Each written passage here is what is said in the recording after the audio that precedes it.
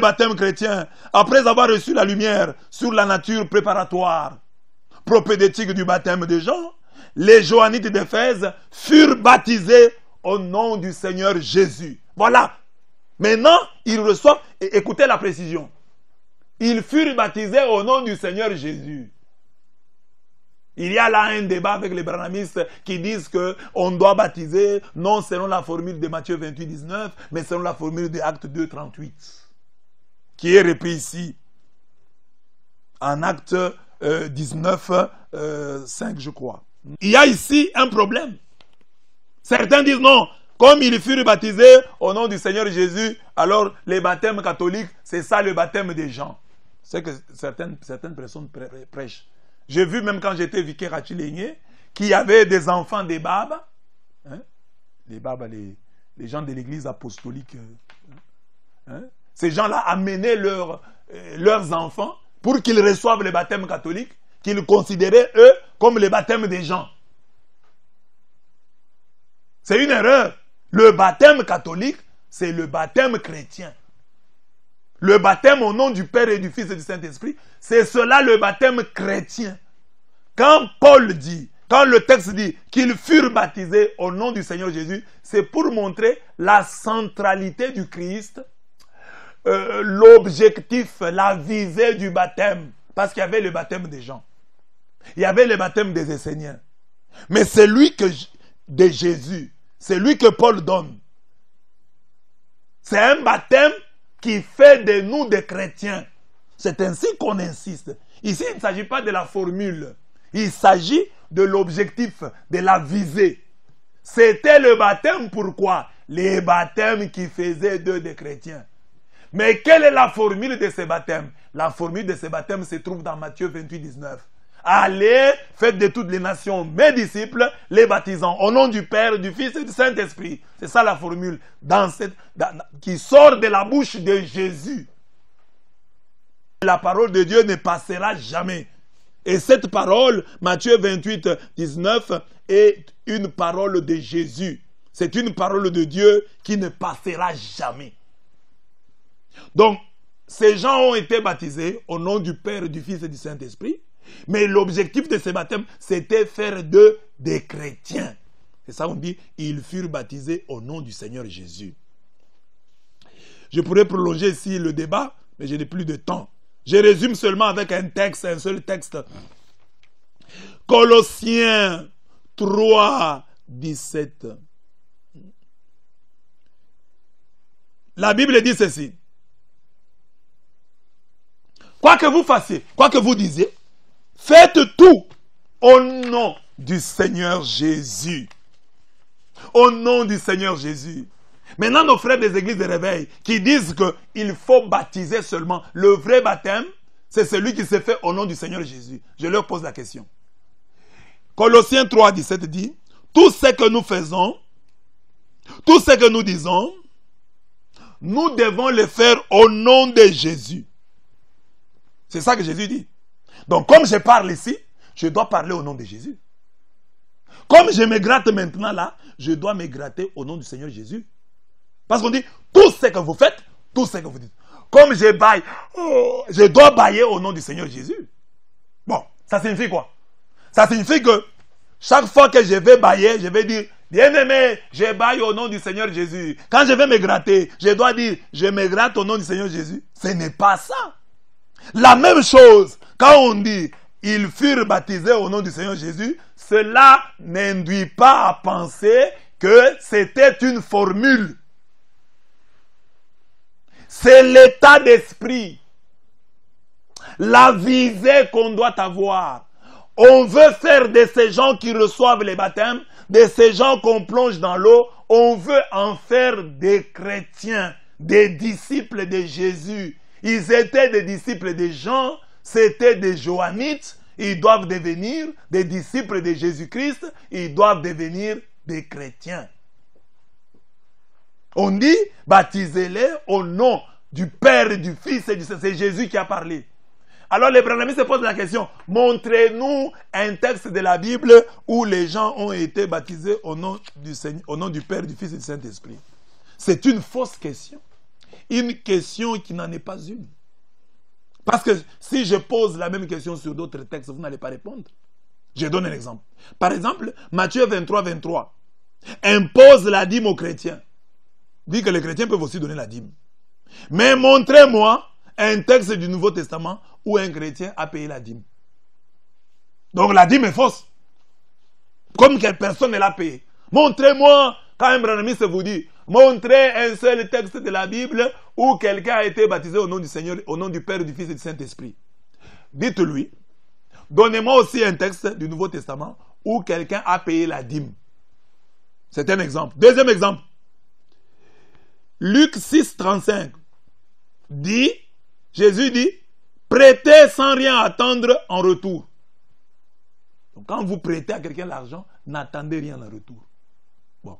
Maintenant je pose la question. Luc 6, 35, serait-il faux? Parce qu'il n'y a aucun exemple dans la Bible de quelqu'un qui a prêté sans rien attendre en retour. Alors on peut dire, donc, parce qu'il fallait qu'on ait un texte de la Bible où on dit, tel chrétien, Paul prêta de l'argent à Luc sans rien attendre. La parole reste la parole. Même si dans l'écriture, on n'en voit pas l'application. La parole à force de loi, cette parole de Dieu, c'est une loi. Du moment que Jésus a dit, baptisez-les au nom du Père, c'est fini pour nous. La parole de Jésus nous suffit. Nous n'avons pas besoin de dire, il faut qu'on trouve un exemple dans la Bible où quelqu'un est baptisé. Non, Jésus a déjà parlé, il a déjà parlé. Même si les gens n'obéissent pas, même si les gens ne le font pas, d'après les branamistes. Mais parce que nous disons que ceux qui baptisaient, ils baptisaient avec la formule, mais ils avaient un état d'esprit, un objectif, une visée. La visée, c'était attacher ces gens qui connaissaient déjà le Père, les attacher maintenant à la personne du Christ. C'est ce que Jésus dit, vous croyez en Dieu, croyez aussi en moi. C'est ça la dimension. Et Jésus va dire au Saint-Esprit, je vais vous envoyer la puissance du Saint-Esprit. Nous avons un autre exemple. Dans la Bible, Jésus dit en Matthieu 5, 39, il dit, quelqu'un te gifle, te donne un soufflet à la joue droite, donne-lui la joue gauche. Bon, montrez-nous un texte de la Bible où quelqu'un a fait ça. Mais il n'y en a pas, donc c'est faux. Donc c'est faux. Quel raisonnement? Quel raisonnement? Jésus a déjà parlé. Matthieu 28, 19, c'est une parole. Toute écriture est inspirée de Dieu. Donc Matthieu 28, 19 est inspiré de Dieu. Et c'est Jésus. Jésus ne se trompe pas. Jésus ne nous trompe pas. Donc il faut donc recevoir le baptême qui fait de nous des chrétiens. C'est ce que j'ai dit ici. J'ai dit, il faut qu'on soit plongé dans le Christ. Ne vous arrêtez pas à dire, je suis de Paul, je suis de Pierre, je suis de Jean, je suis... Non, non. Plongez-vous, laissez-vous plonger en Jésus-Christ. Ne vous contentez pas de dire, oh, je regrette mes péchés, oh, j'ai un certificat de bonne vie et mœurs, oh, j'ai un casier judiciaire vierge, je n'ai pas de problème avec les gens. Ça ne suffit pas. Il faut être plongé en Jésus-Christ. C'est ça le sens du baptême. Il faut être plongé dans la personne du Christ. Il faut être attaché intimement à Jésus.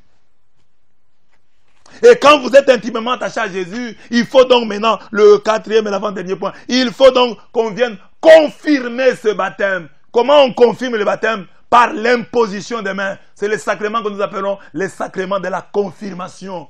C'est la confirmation de quoi? Du baptême. Tu as déjà reçu le baptême. Et au baptême là, le Saint-Esprit est déjà là. Mais on vient confirmer, affermir, réaffirmer la grâce que tu as reçue au baptême. Parce que déjà au baptême, tu es baptisé au nom du Père, du Fils et du Saint-Esprit. Mais l'objectif de Dieu, c'est quoi? L'objectif de Dieu, c'est la plénitude. La Bible dit, ne vous enivrez pas de vin, mais soyez remplis du Saint-Esprit. Le Saint-Esprit est Dieu. Et en tant que Dieu, il est infiniment grand. Quand est-ce que l'homme qui est infiniment petit pourra-t-il dire qu'il est rempli du Saint-Esprit?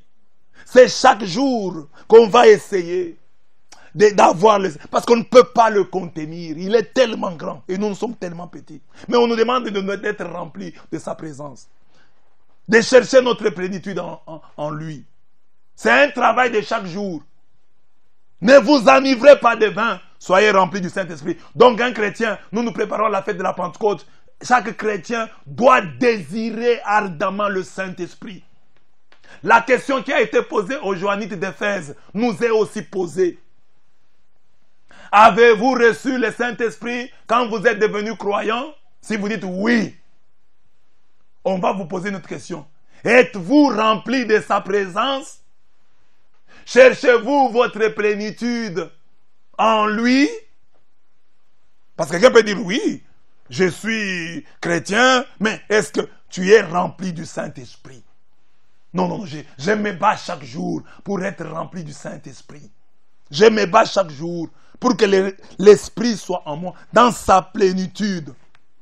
Et regardez une personne comme la Vierge Marie. Pour concevoir, elle a reçu le Saint-Esprit. Mais quand,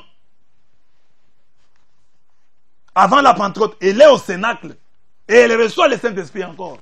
Jésus ressuscité, il voit ses apôtres qui étaient enfermés, confinés. Il leur dit, recevez le Saint-Esprit. Mais il leur dit, n'allez pas prêcher. Attendez d'être revêtus de la puissance d'en haut. Donc, on n'aura pas assez le Saint-Esprit en nous. On doit le chercher de manière permanente. De manière permanente. On doit chercher à être enivré du Saint-Esprit. Vous voyez les gens qui sont ivres. Hein, il prend un verre, il est déjà ivre, mais il a toujours envie de prendre. Il a toujours envie de prendre. Ça, le Saint-Esprit. Et c'est ça qui est arrivé au matin de l'église. Quand les chrétiens, le Saint-Esprit s'est manifesté, on a dit, ah, mais ils sont ivres de vin doux. Paul a dit, non, ils ne sont pas ivres. C'est Joël 3 qui est en train de s'accomplir. Dieu avait dit, je répandrai. Et le verbe répandre a l'idée de plénitude, a l'idée d'abondance, a l'idée de débordement. Je répandrai mon esprit sur toute chair. Il faut donc désirer que Dieu répande sur nous le Saint-Esprit. Et quand le Saint-Esprit n'est pas en nous, nous allons même refuser Jésus. Jésus dit dans l'évangile, je resterai seul. Ça, il dit aux apôtres avant la Pentecôte, vous allez fuir. Mais quand le Saint-Esprit est entré en eux, quand ils ont reçu à la Pentecôte la plénitude, quand ils ont été revêtus de la puissance d'en haut, ils n'ont plus fui. Ils sont restés fidèles. Pour la plupart, ils sont morts martyrs. Car cette fois-ci, ils avaient le Saint-Esprit. Le Saint-Esprit était en eux. Le Saint-Esprit, c'est un esprit de force, de courage. Et Jésus dit dans l'évangile, courage, j'ai vaincu le monde. Le Saint-Esprit nous enseigne toutes choses. Le Saint-Esprit vient nous rappeler ce que Jésus a dit. Alors le Saint-Esprit nous enseigne le courage, la force, tout ce dont nous avons besoin, tout ce qui nous manque, nous est enseigné et rappelé par le Saint-Esprit. Voilà pourquoi les chrétiens, nous devons désirer ardemment le Saint-Esprit. Nous parlons souvent du Père, nous parlons souvent du Fils, mais nous oublions souvent le Saint-Esprit. Il y a des gens qui ont la dévotion à Dieu le Père. Il y a les gens qui ont la dévotion au Christ Jésus. Mais très peu ont la dévotion au Saint-Esprit. Chaque jour de notre vie, appelons, désirons le Saint-Esprit. Cette semaine, nous préparons la fête de la Pentecôte. Bien-aimés, désirez le Saint-Esprit là où vous êtes. Que Dieu vous bénisse, qu'il garde vos cœurs et vos âmes dans le Christ Jésus. Amen.